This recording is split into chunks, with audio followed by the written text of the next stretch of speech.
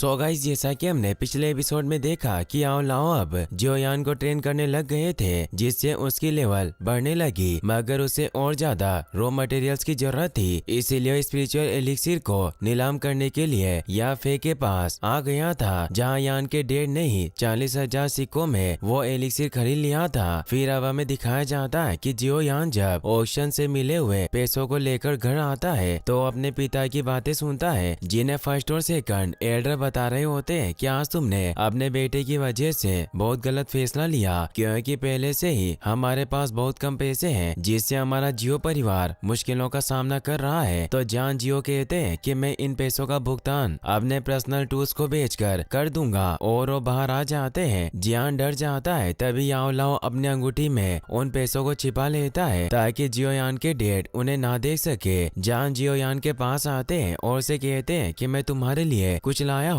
फिर वो उसे स्पिरिचुअल एलिक्सिर देते हैं। इससे वो खुश होता है और अपने डैड को गले लगाकर कहता है कि मैं अपनी लेवल बढ़ाने की पूरी कोशिश कर रहा हूँ। तो वो कहते हैं कि मुझे पता है कि तुम बहुत मेहनत कर रहे हो। जियोयान अपने कमरे में आ जाता है और सोचता है कि अब मुझे आज रात ही लेवल 6 पर पहुंचना होगा। मैं अपने पिता को और ज्यादा निराश नहीं कर सकता। याओ लाओ से कहते हैं कि मैं तुम्हें चेतावनी दे रहा हूँ कि तुम्हें इतनी जल्दबाजी नहीं करनी चाहिए। जियोयान कहता है कि इससे कोई फर्क नहीं पड़ता। याओ लाओ कहते हैं कि फिर तो ठीक है, तुम्हें बहुत कड़ी मेहनत करनी होगी, और अब वो प्रैक्टिस करने लग जाते हैं। वो दिन रात मेहनत करता है। वो क्रशिंग स्किल सीखने के लिए बांस को हिट कर रहा था, जिससे उसे हाथ में बहुत दर्द होता है। इसीलिए याओ लाओ को कहता है कि भले ही इस टेक्निक में बहुत पावर हो, पर इससे मेरा हाथ भी टूट सकता है। याओ लाओ बताते हैं कि ऑक्टाडिक क्रशिंग टेक्निक बहुत उपयोगी और फायदेमंद है, मगर तुम्हारी पावर कम होने की वजह से तुम इसे नहीं सीख पा रहे हो। इसीलिए तुम्हें फायर विंड पाम और वैक्यूम पाम को सीखने पर फोकस करना चाहिए। एक छोटे बांस को उठाकर फायर विंड पावर से तोड़ देता है। याओ लाओ कहते हैं कि तुम्हारा प्रयास बुरा नहीं था, तुम बहुत जल्दी प्रोग्रेस कर रहे हो, क्योंकि वो 6ठे लेवल पर पहुंच चुका था। जियोयान मास्टर से कहता है कि मुझे लेवल 7 पर पहुंचने में कितना वक्त लगेगा। याओ लाओ से बताते हैं कि लेवल 7 तक पहुंचने के लिए तुम्हें डूची के लेवल को इंटरमीडिएट से एडवांस तक बढ़ाना होगा, और ये तुम्हारी बहुत सारी ऊर्जा को कंज्यूम करेगा। इसीलिए तुम्हें अपने दिमाग को शांत रखना होगा, और तुम अपने पिता की वजह से जितनी ज्यादा जल्दबाजी करोगे उतनी ज्यादा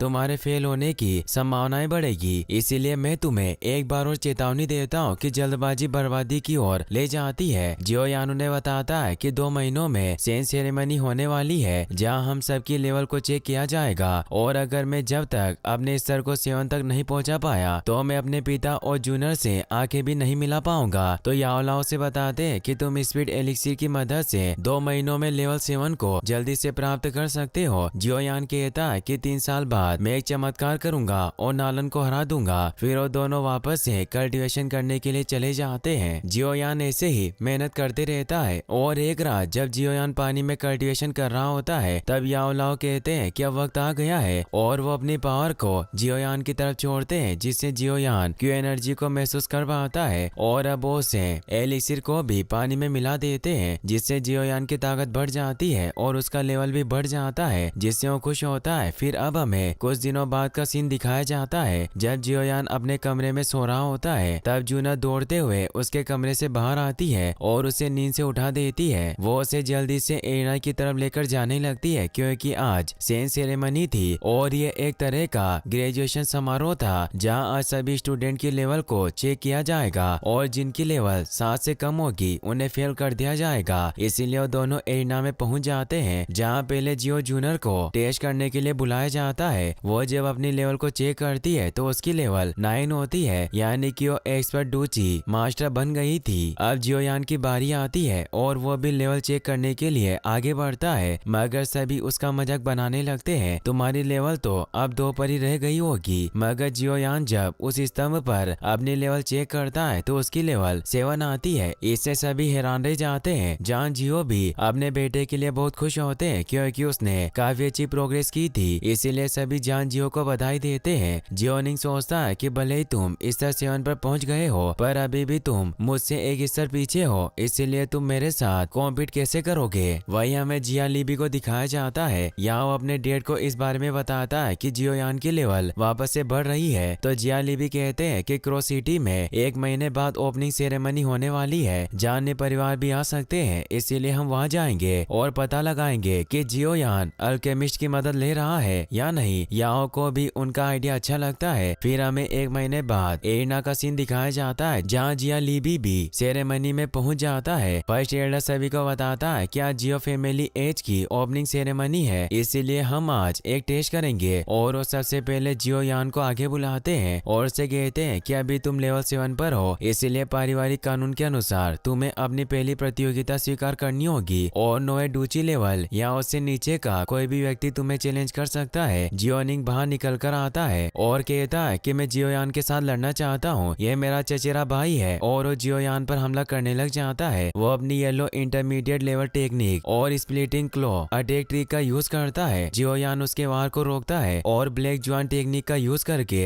निंग के आयरन माउंटेन फिस्ट हमले को रोक लेता है। सभी उनकी इस लड़ाई को देखकर खुश होते हैं। जियो निंग भी हैरान होता है कि आखिर जियोयान मेरा हमला कैसे रोक सकता है। तभी यान की पावर बढ़ने लगती है और मास्टर याओ लाओ उसे बताते हैं कि तुम्हारे आखिरी वार की वजह से स्पीड एलिक्सिर एक्टिवेट हो गया था, इसीलिए तुम्हें थोड़ी देर इसे सेंड करना होगा और तुम लेवल 8 पर पहुंच जाओगे। मगर तभी जियो निंग उस पर हमला करता है, लेकिन जियोयान उस पर हमला करके विंड पाम फायर टेक्निक से उसे दूर फेंक देता है, जिसे देखकर सभी हैरान रह जाते हैं। जिया ली भी अपने एक आदमी से कहकर निंग के लिए एक पिल भेजता है। वो आदमी उसे कहता है कि इससे तुम्हारी पावर बहुत बढ़ जाएगी। तो निंग उस गोली को खा लेता है, जिससे उसकी पावर कई गुना बढ़ जाती है। या फिर समझ जाती है कि निंग ने अपनी पावर को बढ़ाने के लिए लोन पिल का यूज किया है, जिसे इलीगल पिल माना जाता था। इसीलिए सभी निंग पर गुस्सा होने लगते हैं। निंग जियोयान को कहता है कि मरने के लिए तैयार हो जाओ। याओ लाओ जियोयान से कहते हैं कि निंग ने अपनी पावर को बढ़ाने के लिए पिल का इस्तेमाल किया है, इसीलिए अगर तुम उसे हरा दोगे तो तुम मेरी परीक्षा में पास हो जाओगे। निंग जियोयान पर हमला करने जाता है, मगर जियोयान उस पर एक जोरदार वार करता है, जिससे वहाँ की पूरी जमीन में दरारें आ जाती है और निंग बुरी तरह से घायल होकर नीचे गिर जाता है। सेकंड एल्डर जब निंग को चेक करते हैं तो उन्हें पता चलता है कि उसका हाथ टूट गया है, इसीलिए जियोयान को कहते हैं कि तुम बहुत क्रूर हो। फर्स्ट एल्डर कहता है कि निंग ने फॉरबिडन पिल का यूज करके नियम तोड़े, इसीलिए गलती निंग की है, इसे 3 महीने कैद की सजा होनी चाहिए। और अगर जियोयान ने निंग को नहीं हराया होता तो इसे कड़ी सजा दी जाती। और वो ऐलान करता है कि जियोयान विजेता है। जूनर और जान जियो इससे खुश होते हैं। जियोयान अपने मास्टर को कहता है कि हम जीत गए। तो याओ लाओ से कहते हैं कि ये सब निंग की वजह से हुआ, अगर वो तुम पर घातक हमला नहीं करता तो तुम इतनी जल्दी लेवल अप नहीं कर सकते थे। फिर हम देखते हैं कि जिया ली भी काफी परेशान होता है। वो अपने बेटे से कहता है कि अगर जियोयान ऐसे ही अपने लेवल को अप करता रहा तो हमारे लिए जियो परिवार को मिटाना नामुमकिन हो जाएगा और उल्टा हमारा जियाली परिवार ही नष्ट हो जाएगा। याओ ने कहता है कि मेरे पास एक आइडिया है और वो शियोशी नाम के आदमी को वहाँ बुलाता है, जो 2 लड़कियों के साथ वहाँ आता है। याओ अपने डेट को बताता है कि एक अल्केमिस्ट है और उसे अपने डेट से मिलवाता है। लियोशी उन्हें कहता है कि तुम्हें इतना ज्यादा विनर होने की कोई जरूरत नहीं है, मैं तुम्हारी जियो परिवार को मिटाने में मदद करूंगा। बस मेरी एक रिक्वेस्ट है कि तुम्हें मेरे काम के बदले मुझे लड़कियां लाकर देनी होगी। मगर जिया ली भी को लियोशी अच्छा नहीं लगता,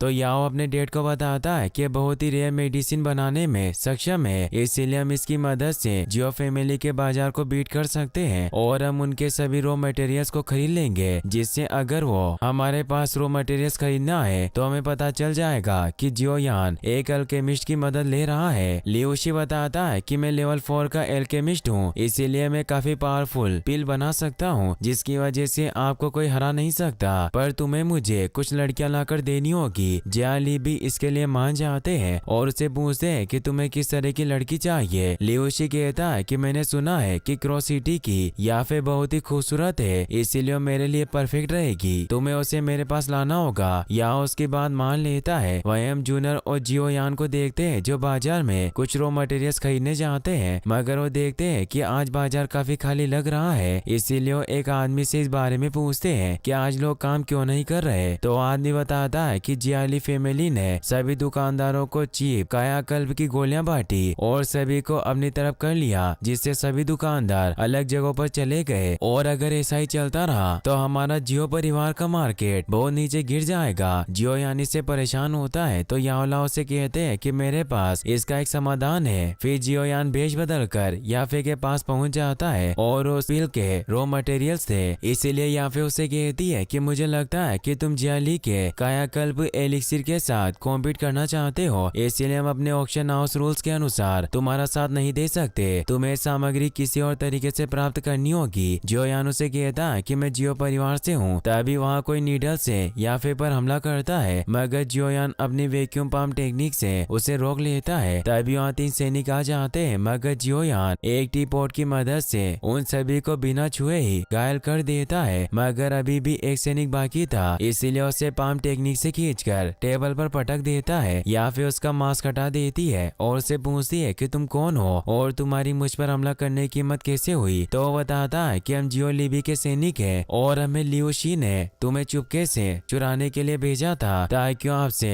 मनोरंजन कर सके। याफे को उस पर बहुत गुस्सा आता है और वो उसे चाटे मारकर वहाँ से भगा देती है। जियो लिबी की इस हरकत से उसे बहुत गुस्सा आता है और अब वो जियोयान से पूछती है कि तुम जियो परिवार की मदद क्यों करना चाहते हो। तो जियोयान कहता है कि उन्होंने पहले ही मुझ पर एक एहसान किया था जिसे मुझे चुकाना है। या फिर उसकी मदद करने के लिए तैयार हो जाती है, मगर वो एक शर्त रखती है कि मैं तुम्हारा चेहरा देखना चाहती हूँ। तो उसे अपना फेस दिखाता है। या फिर इससे हैरान होती है कि वो जियोयान है और उसे कहती है कि तुम हमेशा लोगों को आश्चर्यचकित करते हो। जियोयान कहता है कि मुझे इन बातों को सीक्रेट रखना है। वही हम जियालिबी को देखते हैं जो अपने बेटे को कहता है कि लियोशी की वजह से या फिर हमारे खिलाफ हो गई है। याओ ने कहता है कि आपको चिंता नहीं करनी चाहिए, ऑक्शन हाउस से हमें खबर मिली या फिर अभी भी हमें जरूरत के मटेरियल्स प्रोवाइड करेगी, लेकिन उसने उन मटेरियल्स की कीमत को 5 गुना बढ़ा दिया है। जियालिबी कहते हैं कि ये सब लियोशी की वजह से हुआ है, मगर या फिर अभी भी हमारे साथ के कनेक्शन को नहीं तोड़ना चाहती, इसीलिए हम बहुत भाग्यशाली है। तो याओ ने कहता है कि याफे ने हमें मटेरियल की कीमत चुकाने के लिए 2 दिन दिए हैं और हमारे पास अभी इतने पैसे नहीं है। जियालिबी कहता है कि अगर हम जियो परिवार को हराना चाहते हैं तो हमें 5 गुना